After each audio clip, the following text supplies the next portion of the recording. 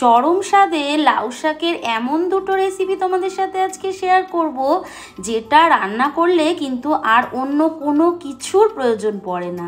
এই লাউ শাকের একটা লাউ শাক দিয়েই দুরকম এমন রান্না হয়ে যায়, আর কিচ্ছুর প্রয়োজন পড়বে না। তার জন্য আমি লাউ শাক নিয়েছি, কচি কচি শাকটা একদম, আর সেই লাউ শাকের পাতাগুলো আর ডাঁটাগুলোকে কেটে আলাদা করে নেব। প্রথমে পাতাগুলোর মধ্যেও ভাগ করে নিচ্ছি, যেমন ধরো একদম যে বড় পাতাগুলো সেটা একটা করেছি, আর মিডিয়াম যেটা পাতা হয় সেটা, আর এটা হলো একদম ছোট যে পাতাটা সেইটা। মানে একদম বড় দেখেই তো বুঝতে পারছো, দেখো একদম এইটা হলো একদম বড় পাতাটা, তারপর মিডিল, তারপর একদম ছোট যে কচি পাতাটা। তিনটে পাতাই একদম তিন রকম আলাদা করে নিয়েছি। তারপর ডাঁটিগুলোকে, মানে লাউয়ের যে ডাঁটাগুলো, সে লাউ শাকে সেই ডাঁটাগুলোকে ছাড়িয়ে নিচ্ছি। জানি সবাই লাউ শাকের ডাঁটা তো ছাড়াতেই পারো, কিন্তু যারা পারো না, নতুন গৃহিণী, তাদের জন্য একটু দেখিয়ে দিচ্ছি। যারা জানো তারা এই জায়গাটা স্কিপ করে চলে যাবে। তো ডাঁটাগুলোকে কি করব, ভালো করে সুন্দর করে এইভাবে ছাড়িয়ে নেব। যেইভাবে ছুরি দিয়ে কাটছি সেইভাবেই ছুরি দিয়েও কাটতে পারো, বটি দিয়েও এইভাবে সুন্দর করে ডাঁটাগুলোকে অবশ্যই ছাড়িয়ে নিতে হবে। ওপরের এই ছালটা না ছাড়িয়ে নিলে ডাঁটার ভেতরে যেমন নুন ঝাল তেল মশলা তো ঢুকবেই না, উপরন্ত সেদ্ধও হতে চাইবে না। তাই এইভাবে সম্পূর্ণ ডাঁটাগুলো ছাড়িয়ে নিয়েছি, আর অফ ক্যামেরায় পুরোটাই ছাড়িয়ে নিয়েছিলাম। সমস্ত ডাঁটাগুলো ছাড়িয়ে নেবার পর যে পাতাগুলো আছে, দেখো যে মানে মিডিয়াম যে পাতাটা আর একদম ছোট যে কচি পাতাটা, এই দুটো পাতাকে আমি আলাদা করে সরিয়ে রাখবো। আর যে একদম বড় সাইজের পাতাগুলো ছিল সেগুলোকে নিয়ে এটাকে একটু কেটে নেব। তো একটু বেশি কুচিও করব না, বেশি কুচি কুচি করলে শাকটা রান্না করবার সময় একদম মিলে যাবে, তখন শাকগুলো আর খুঁজে পাওয়া যাবে না। তাই পুরো পাতাটাকে একটু মোটামুটি করে কেটেছি। দেখো খুব বেশি মিহিও করিনি, আবার খুব বেশি মোটাও রাখিনি। এইভাবে করে লাউ শাকটা কেটে নিয়েছি। আর যে মিডিয়াম পাতার একদম কচি পাতাটা, এটাকে ধুয়ে নিয়ে জল ঝরিয়ে নিয়েছি। আর এদিকে 2 চামচ পোস্ত আর আগে শুকনো একটু গুঁড়িয়ে নেব।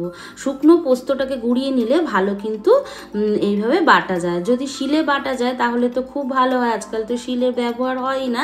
তাই পোস্তটাকে আগে ঘুরিয়ে নেওয়ার পর কাঁচা লঙ্কা সামান্য একটু অল্প জল দিয়ে পেস্ট করতে হবে, খুব পাতলা যেন না হয়। এইভাবে পোস্তটা বেটে নেওয়ার পর যে পাতাগুলো ধুয়ে রেখেছিলাম মিডিয়াম আর তোমার যে একদম কচি পাতাগুলো, সেগুলোকে এইভাবে সাজিয়ে নেব। একদম নিচে বড় পাতাটা আর ওপরে একদম কচি পাতাটা দিয়ে মাঝখানে যে যে পোস্তটা আর লঙ্কাটা বাটলাম সেটাকে মাঝখানে দিয়ে দেব। দিয়ে এইভাবে পাতাগুলোকে এক জায়গায় করে বন্ধ করে দেব। এমনভাবে বন্ধ করব যেন পোস্তটা কোনো মতে বাইরে বেরিয়ে আসতে না পারে। তোমরা তোমাদের সুবিধা মতন সুন্দর করে সেট করে এটাকে এক জায়গায় করে নেবে। নিয়ে এরপর একটা সুতো দিয়ে এটাকে আমি বেঁধে দেব। সুতো দিয়ে বেঁধে দিলে কি হবে, এটা খুলে যাবে না। তো যেভাবে তোমাদের পসিবল হবে সেইভাবেই এটাকে বেঁধে নিতে হবে। এইভাবে সুতো দিয়ে বেঁধে নেওয়ার পর এদিকে কিন্তু আমি একদিকে ভাত বসিয়ে দিয়েছি।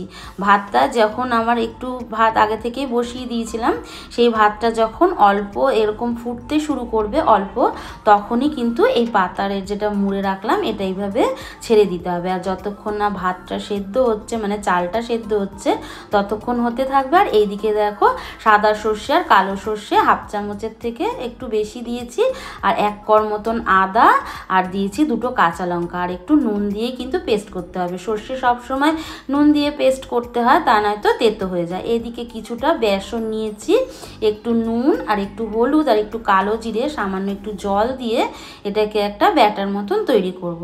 একটু ঘন ব্যাটার তৈরি করতে হবে, আর ভালো করে এইভাবে ফেটিয়ে নিতে হবে। ফেটানোটা কিন্তু খুব জরুরি। এদিকে দেখো ডাঁটা আর আলুও কেটে নিয়েছিলাম, আর এগুলোকে ধুয়ে নিয়ে, আর যে পাতাগুলো কেটেছিলাম সেটাও কিন্তু ধুয়ে আলাদা করে রেখেছি, ডাঁটার সাথে মেলাইনি। কেন মেলাইনি সেটা পরে বলছি। এদিকে ভাতটাও হয়ে গেছে, এটাকে ঝরিয়ে নেব। আর এদিকে কড়াইতে সাদা সরষের তেল গরম করে নিয়ে তোমার যে ব্যাটারটা করেছিলাম বেসনের, সেটাকে এরকম বড়ার মতন করে ভেজে নেব। আর এদিকে যে ভাতটা কিন্তু উপর দিয়েছি, সেটা কিন্তু ভাতটা উপর দেওয়ার পর ভাতের মধ্যে, গরম ভাতের মধ্যেই কিন্তু ওই ওই যে শাক মানে পাতাগুলো দিয়েছিলাম সেটা কিন্তু ওইভাবে ঢাকা চাপা দিয়ে রেখে দিতে হবে। তার ফলে কি হবে, পাতাটা যেটুকুনি নরম হতে বাকি আছে গরম ভাপেতে একদম সেদ্ধ হয়ে যাবে। আর ওই সর্ষের তেলের মধ্যেই দিয়ে দেবো 5 ফোড়ন আর শুকনো লঙ্কা ফোড়ন। তারপর ডাঁটা আর আলুটা দিয়ে দেবো স্বাদ মতো নুন। এখন কিন্তু পাতাটা দেবো না, পাতাটা শাকের সাথে এর মধ্যে দিয়ে ডাঁটার মধ্যে আমি কখনোই দিই না। দিলে পরে কি হয় বলো তো, মানে শাকের যে কালারটা কালচে কালচে হয়ে যায়। এইভাবে নুন দিয়ে নাড়াচাড়া করার পর দিয়ে দেবো টমেটো আর 2টো লাল কাঁচা লঙ্কা। এইভাবে একটু হালকা ভাজা ভাজা করে নেওয়ার পর স্বাদ মতন একটু অল্প করে চিনি আর হলুদ আর যে সর্ষেটা বেটে রেখেছিলাম লঙ্কা দিয়ে সেটাকে দিয়ে দেবো। দিয়ে দেওয়ার পর এইভাবে একটু নাড়াচাড়া করে নেব। খুব বেশি ভাজবো না, সর্ষে খুব বেশি ভাজলে তো তেতো হয়ে যায়। তাই এর মধ্যে এরপরে দিয়ে দেবো যে পাতাগুলো ধুয়ে রেখেছিলাম সেই পাতাগুলো দিয়ে নাড়িয়ে চাড়িয়ে নেব। খুব বেশি কিন্তু পাতা দিয়ে একদম ভাজবো না, তাহলে শাকের কালার কিন্তু ভালো হয় না। শাকের পাতা দেওয়ার পর অল্প একটু নাড়াচাড়া করার পর একটু জল দিয়ে দেবো। জলটা একটু বেশি করেই দিলাম, আমি এখানে 2 বাটি মতন জল দিয়েছি। কারণ কি বলো তো, বড়াটা আছে তো, বড়াটা অনেকটা ঝোলটা টেনে নেবে। এদিকে ডাঁটা আলু সমস্ত সেদ্ধ হচ্ছে, আর ততক্ষণে দেখো ভাপের মধ্যে থেকে যে রেখেছিলাম এই পাতাগুলো সেটা বের করে নিলাম। নিয়ে এর মধ্যে তো ভাত লেগেছিল, ভাতগুলো সুন্দর করে পরিষ্কার করে ছাড়িয়ে নিয়ে সুতোটাকে খুলে দেব। তো এইভাবে গরম অবস্থায় করবে না, একটু ঠান্ডা হবে তখন করবে। আর এইভাবে পাতাটাকে একটু মেখে নিতে হবে। তো হাত দিয়ে হচ্ছিল না বলে গ্লাস দিয়ে একটু করে নেওয়ার পর একটু কাঁচা সর্ষের তেল আর একটুখানি দিয়ে দেবো স্বাদ মতো নুন আর একটু চিনি। যদি ঝাল খেতে খুব পছন্দ করো তাহলে এর মধ্যে এই সময় একটু কাঁচা লঙ্কাও দিতে পারো। এইভাবে মেখে নিলে তৈরি হয়ে গেল লাউ শাকের একটা রেসিপি। আর এইদিকে তো দেখো সেদ্ধ তো হয়ে গেছে ডাঁটাটা আর আলুটা। তখন সেদ্ধ হয়ে যাওয়ার পর দিয়ে দিলাম যে ভেজে রাখা বড়াগুলো, বেসন বড়াগুলো, সেটা দিয়ে দেবো। দিয়ে দেওয়ার পর বেশি ফোটাবো না, 2-3 মিনিট এইভাবে ফুটিয়ে নিলেই কিন্তু তৈরি হয়ে যাবে এই লাউ শাকের ঝোলের রেসিপিটা। দুর্দান্ত খেতে হয়, এইটা করলে আর অন্য কিচ্ছু করবার প্রয়োজন নেই। তো প্রতিদিনের মতন একটাই কথা বলবো, তোমাদের যদি ভালো লাগে তাহলে আমাকে অবশ্যই কিন্তু লিখে জানাতে ভুলবে না।